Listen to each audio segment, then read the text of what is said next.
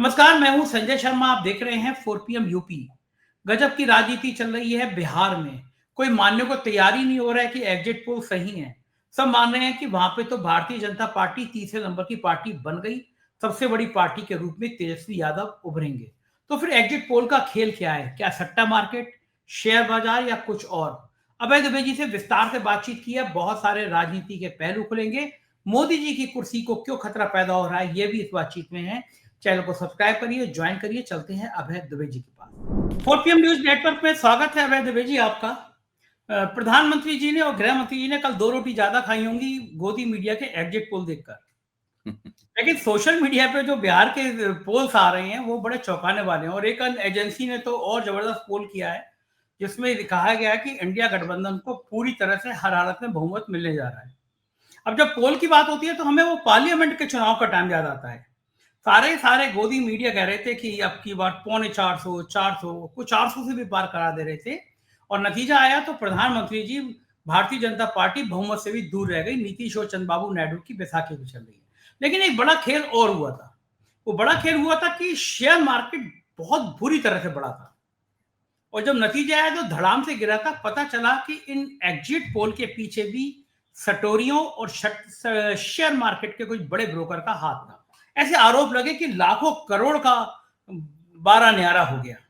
बिहार को जो लोग चुनाव करीब से देख रहे हैं वो मानने को तैयार ही नहीं है कि ये जो एग्जिट पोल आए हैं ये सही हैं। आपको क्या लगता है? बिहार की जो रिपोर्ट आई है उसमें यह है कि मुस्लिम मतों का बंटवारा नहीं हुआ है।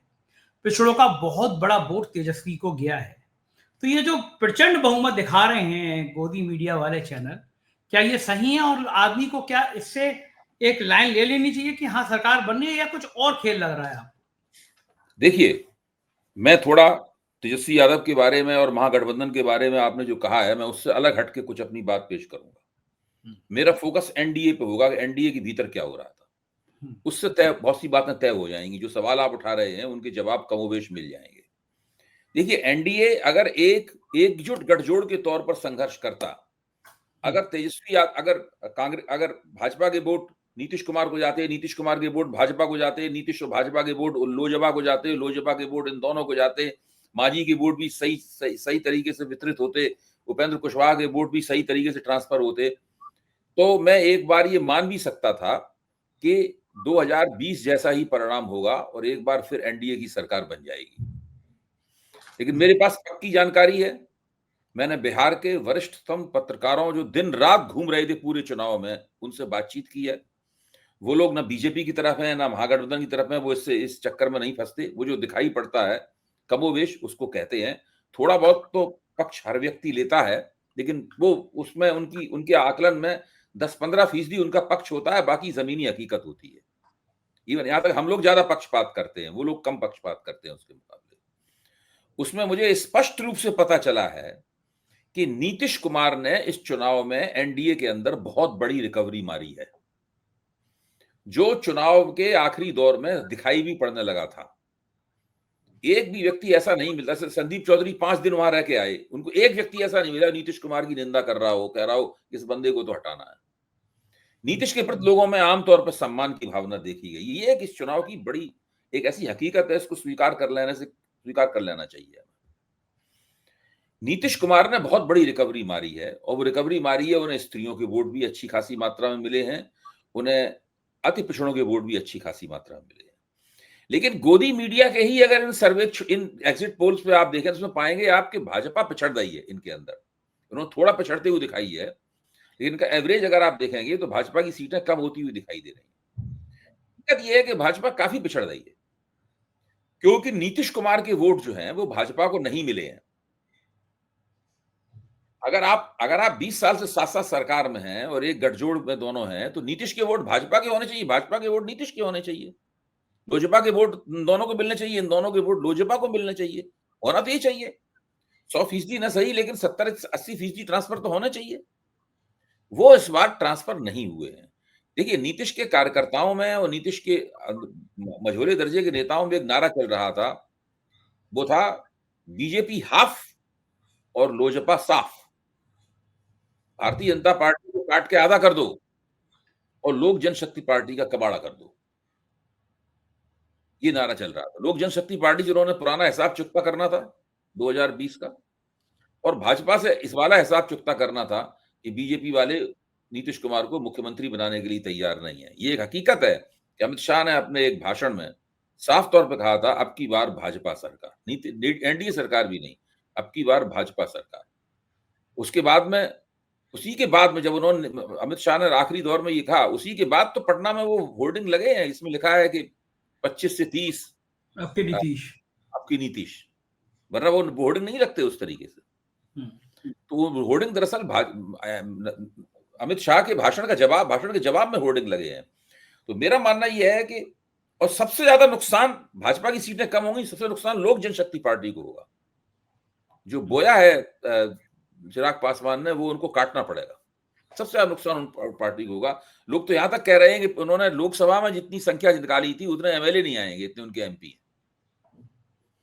तो ये स्थिति जो है वो एनडीए की है। जब कोई गठजोड़ आपस में इतने विवाद के साथ लड़ रहा हो तो वो सरकार कैसे बना सकता है? वो नहीं बना सकता है सरकार।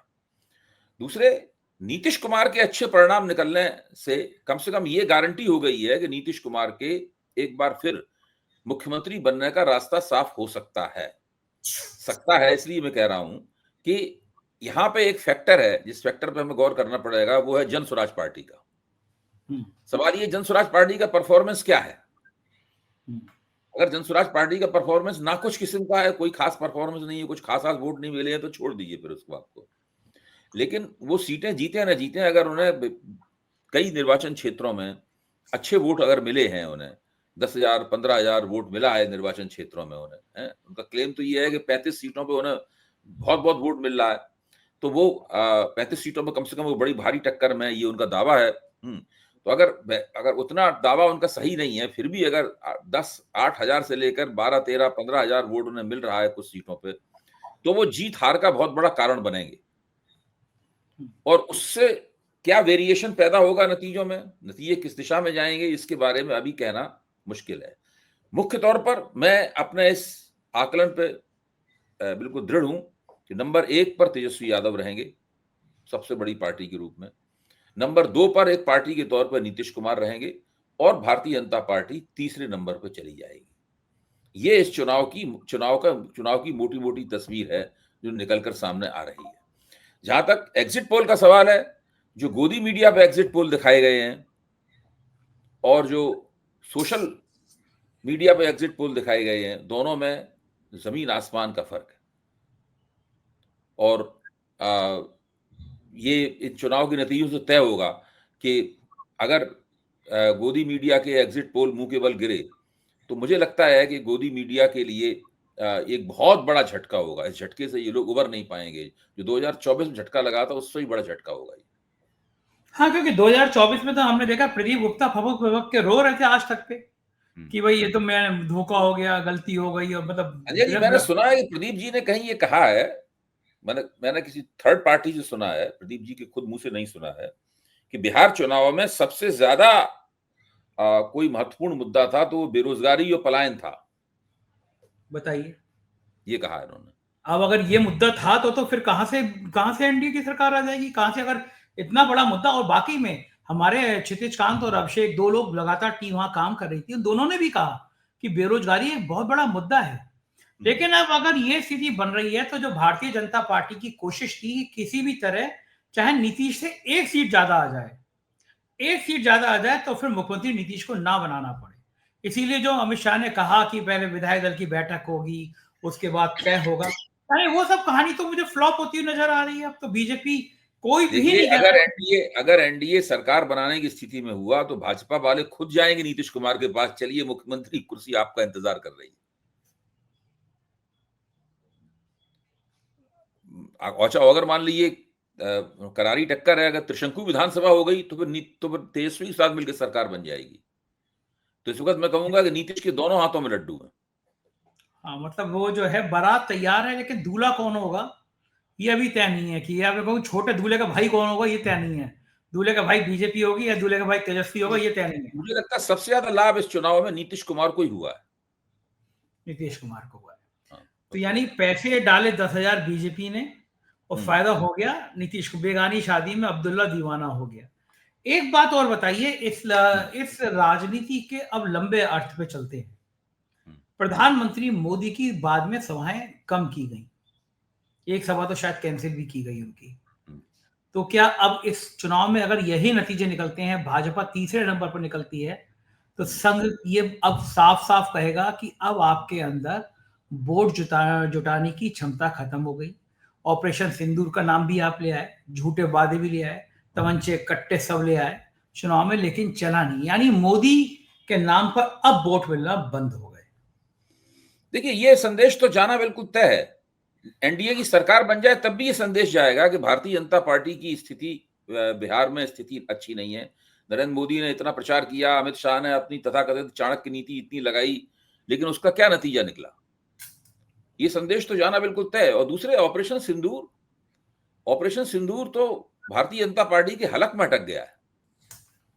ये जो दिल्ली में बम विस्फोट हुआ है, ये लोग कह नहीं पा रहे हैं कि इसमें पाकिस्तान का हाथ है, क्योंकि जिस क्षण ये बोलेंगे कि पाकिस्तान का हाथ है, उसी क्षण से कहा जाएगा कि भाई अब तो एक्ट ऑफ वार हो गया।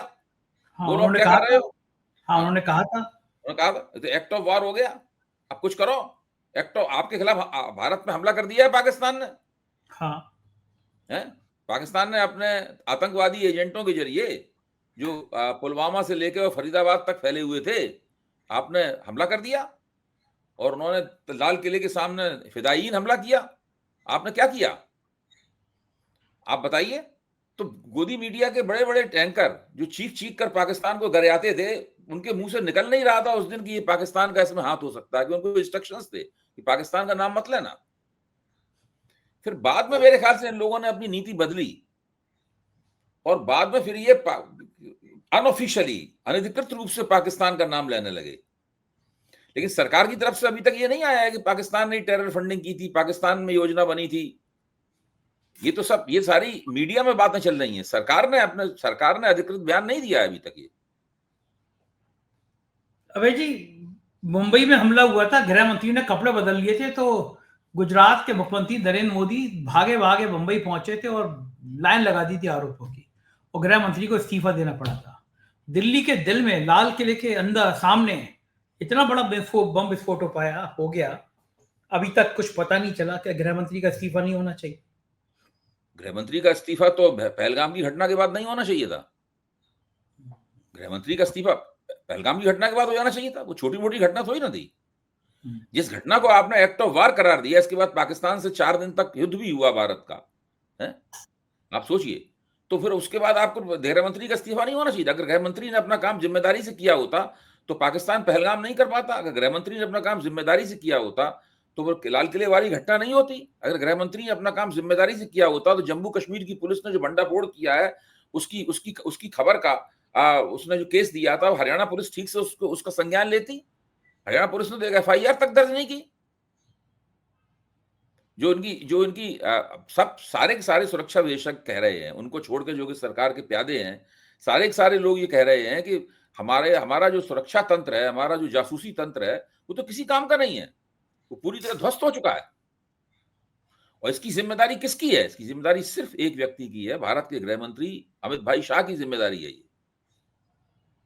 लेकिन अब ये बात कौन करेगा कि साहब आपका इस्तीफा होना चाहिए? ये विपक्ष की मांग पे क्या स्वीकार करेंगे? और क्या अमित शाह एक बड़ी मुसीबत में? विपक्ष ने अभी तक इस्तीफा उस तरह से नहीं मांगा है, लेकिन विपक्ष भी मौके का इंतजार कर रहा है। बिहार का चुनाव है, नतीजे आने वाले हैं और विपक्ष को भी देखना पड़ता है कि कोई ऐसी नाजुक स्थिति ना बन जाए। लेकिन अंततः तो देखिए, मणिपुर की घटनाओं पर अमित शाह का इस्तीफा नहीं होना चाहिए था।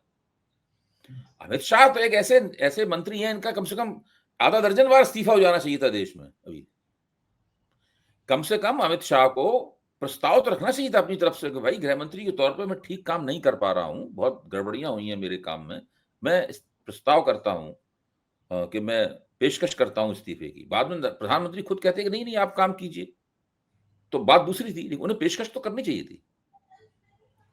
ये चूक बार बार हो क्यों रही है? गृह मंत्री कहां व्यस्त हो जा रहे हैं? पटना के चुनाव में, किसी और चुनाव में, बंगाल के चुनाव में? क्या गृह मंत्रालय क्यों नहीं संभल पा रहा? और डोभाल साहब क्या करते रहते हैं? अपने ऊपर पिक्चर बनवा रहे हैं। भाई देखिए, अमित शाह शुरू से ही एक अक्षम मंत्री रहे हैं। ये उस जब ये 2014 का चुनाव लड़ा गया था, तो उस वक्त अमित शाह की जिम्मेदारी क्या थी? उत्तर प्रदेश। तो उत्तर प्रदेश में इन्होंने अच्छा चुनाव हो गया, कई वजह थी उसकी, अच्छा चुनाव हो गया, उसका श्रेय सारा अमित शाह को प्राप्त हुआ। अब और नरेंद्र मोदी के खास आदमी थे ही, फिर पहले उन्हें पार्टी अध्यक्ष बनाया गया, पार्टी अध्यक्ष बनाने के बाद में वो मिस्ड कॉल से लोगों को मेंबर बनाते रहे अमित शाह, और उसके बाद में उन्हें गृह मंत्री बना दिया गया देश का। अब उनके कलगी में, उनके मुकुट में एक सबसे बड़ी कलगी लगी हुई है धारा 370 में से 35 से हटाने की। आप देखिए ना, कश्मीर का इस वक्त क्या स्थिति है। ये जो टेरर मॉड्यूल है, ये टेरर मॉड्यूल भी तो कश्मीर का ही है। तो कश्मीर में कहीं धारा 370 से 35 से हटाने से क्या कश्मीर में कुछ फर्क पड़ा है? क्या फर्क पड़ा है? कुछ नहीं पता किसी को। देखिए, अमित शाह का पूरा जो कार्यकाल है, पूरा कार्यकाल एक विफल गृह मंत्री का कार्यकाल है। इनको एक बार नहीं, कई बार इस्तीफा दे देना चाहिए। लेकिन ये तो सरकारी दो व्यक्तियों की सरकार है, दो व्यक्तियों के नाम से जानी जाती है, नरेंद्र मोदी और अमित शाह के नाम से। उनका इस्तीफा कैसे मांगा जाएगा? कौन मांगा भी जाएगा तो वो कभी देने को तैयार नहीं होंगे। जिस दिन अमित शाह का इस्तीफा होगा, उस दिन तो समझ लीजिए सरकार का इस्तीफा हो जाएगा। लेकिन ये इन परिस्थितियों के बाद भारतीय जनता पार्टी और राष्ट्रीय स्वयंसेवक संघ के अंदर तो बेचैनी है। संघ के लोग जो हैं इस बात से बड़े चिंतित हैं, भाजपा के कार्यकर्ता भी हैरान है, भौचक्के हैं। किस मुंह से कहें? अब तक तो कहते थे देखो हमारे टाइम में कोई आतंकी घटना नहीं होती, लाल किले के सामने बम फोड़ के 10 लोग मार दिए गए। अब इससे ज्यादा भयंकर घटना और क्या होनी बची थी? नहीं, आप बिल्कुल ठीक कह रहे हैं। और जब किसी सरकार के खिलाफ एंटी इनकम्बेंसी जमा होती है, तो वो केवल पार्टी के बाहर ही नहीं जमा होती, पार्टी के भीतर भी एंटी इनकम्बेंसी जमा होती है। पार्टी के कार्यकर्ताओं के मन में भी सवाल पैदा होते हैं, पार्टी का जो समर्थक हिस्सा है उसके मन में भी सवाल पैदा होते हैं, और वो व्यक्त नहीं होते। हम लोग अपनी बात, अपनी भावनाएं व्यक्त कर लेते हैं, उस तरीके से वो चीजें व्यक्त नहीं होती। लेकिन प्रश्न तो निकल के आते ही हैं, और वो प्रश्न इस वक्त निकल के आ रहे हैं। मेरा मानना यह है कि ऑपरेशन सिंदूर से ये प्रक्रिया शुरू हुई थी। ऑपरेशन सिंदूर में जिस तरह डोनाल्ड ट्रंप ने संघर्ष विराम की घोषणा कर दी, नरेंद्र मोदी उसका विरोध नहीं कर पाए, उसका खंडन नहीं कर पाए। उसके बाद से ही भाजपा के समर्थन आधार में और उनके कार्यकर्ताओं के मन में सवाल पैदा हो रहे हैं। अब लाल किले की घटना से भी उनके मन में सवाल पैदा हुए हैं। तो ये धीरे धीरे करके परतें जमा होती जा रही हैं, असंतोष की, प्रश्नों की परतें जमा होती। अनकहे सवाल, जैसे एक बोतल में आप भर दीजिए खूब ऊपर तक और डाट लगा दीजिए, इस प्रकार की डाट लगी हुई है। जिस दिन वो कॉर्क निकलेगी उसके अंदर से, तो उफान निकलेगा इन लोगों के खिलाफ। उस वक्त का हम लोगों को इंतजार है। अबे जी, एक और बड़ी चिंता की बात है कि जांच एजेंसियां अक्षम हो गई हैं क्या? पुलवामा में आरडीएक्स कहां से आया, किसने रखा? भी पाकिस्तान का हाथ था। तो पाकिस्तान कोई व्यक्ति थोड़ी ना, देश है। उसने किसी को तो यूज किया होगा, अभय दुबे को किया होगा, संजय शर्मा को किया होगा। अभी तक इतने सालों तक पुलवामा के सच सामने नहीं आया। एक डिप्टी एसपी था देवेंद्र सिंह, जब पकड़ा गया था उसने कहा पकड़ो मत, बहुत सारे राज तुम जानते ही हो कर क्या रहे हो। तब आया कि कुछ बहुत लंबी साजिश थी। वो साजिश आज तक देश के सामने नहीं आई कि पुलवामा हुआ कैसे। सतपाल मलिक नहीं रहे दुनिया में, उन्होंने मुझसे इंटरव्यू में कहा था, ऑन रिकॉर्ड है मेरे यहाँ, कि पुलवामा में बहुत सारे सच ऐसे सामने आ गए देश में बवाल हो जाएगा। इशारा था कि सरकार कहीं ना कहीं छुपाना चाह रही थी। तो एजेंसियों को अभी तक पुलवामा में आरडीएक्स किसने रखा ये पता ही नहीं। पता जरूर है, मैं तो मानने को तैयार हूं, हो ही नहीं सकता एजेंसियों को पता ना हो, जरूर पता होगा। लेकिन सवाल यह है कि उस जो पता है, जो जानकारी है, वो जानकारी बाहर कैसे निकले। जानकारियों को 7 पर्दों में रखा गया है। हो सकता है अगर कोई जानकारी किसी फॉर्म में हो, डिजिटल फॉर्म में हो या कागजी दस्तावेज के फॉर्म में हो, तो उसको मिटाई दिया गया हो पूरी तरीके से, ये भी हो सकता है। भाई ये लोग तो बहुत ही खुफिया तौर पर काम करने वाले लोग हैं। अभी तो कई पत्रकारों ने इस बात का भंडाफोड़ भी किया है, और यहां तक तेजस्वी यादव ने भी अपने एक वक्तव्य में कहा है कि अमित शाह जब पटना के एक 5 स्टार होटल में थे, तो जिस तरीके से वहां पे सीसीटीवी कैमरों के ऊपर जो है वो कागज चिपका दिए गए, ताकि कौन उनसे मिलने आ रहा है, कौन जा रहा है, किसी को खबर न लगने पाए, किसी का कोई सबूत ना होने पाए। इस तरीके से वो अधिकारियों से मिले। तो क्या जरूरत थी गृह मंत्री को ऐसा करने की? कौन सा ऐसा खुफिया राज, एक चुनावी तो हो रहा है मतलब, तो ये पूरा गोपनीय तरीके से काम करने की इन लोगों की जो आदत है, ये इनके अलोकतांत्रिक स्वभाव से मेल खाती है आदत ये। इसलिए मुख्य तौर पर अनडेमोक्रेटिक लोग हैं, सीक्रेटली ऑपरेट करते हैं और ये हर मामले में ऑपरेट करते हैं, चाहे देश की सुरक्षा का मामला हो, चाहे एक प्रदेश के चुनाव का मामला हो, सारा काम इनका इसी तरीके से होता है। बिल्कुल ठीक है। और एक बड़ा सवाल ये भी है, सामने आता है कि अब अगर बिहार में नतीजे ऐसे आए तो पार्टी के अंदर क्या असंतोष बढ़ेगा? क्या पार्टी के अंदर नितिन गडकरी जैसे लोग कुछ मुखर होंगे? या भाजपा के कुछ सांसद कहेंगे कि भाई संसदीय दल की बैठक होनी चाहिए, अभी संसदीय दल की बैठक में कुछ मुद्दे आर पार होने चाहिए, बंगाल का चुनाव सिर पर है, जब ये गुजरात की लॉबी जोड़ी नहीं काम कर पा रही तो कुछ नए प्रयोग होने चाहिए, ऐसी मांग उठेगी या नहीं उठेगी? मेरा मानना यह है कि अगर बिहार के चुनावों में एनडीए हार जाता है, सरकार नहीं बना पाता, अगर सरकार बना ली किसी तरीके से, तो फिर चीजें बहुत सारी लीपापोती हो जाएगी। अगर हार जाता है और सरकार नहीं बना पाता है एनडीए, तो पार्टी के भीतर असंतुष्टों की बैठकें होने लगेंगी, अनधिकृत, अनऑफिशियल, अघोषित बैठकें होने लगेंगी और छन छन के वो बात मीडिया के जरिए लोगों तक पहुंचने लगेगी। वो चीज शुरू हो जाएगी जो आमतौर पर जब किसी सरकार का वकार गिरता है, उसकी साख गिरती है, तो उसके अपने कार्यकर्ताओं के बीच में भी गिरती है, अपने नेताओं के बीच में भी गिरती है, और फिर पार्टी के नेतृत्व की एक खामोश किस्म की आलोचना पनपने लगती है। तो वो बिहार के चुनाव की हार वो ट्रिगर पॉइंट बन जाएगी और इस प्रकार की मीटिंगें वगैरह होने लगेंगी।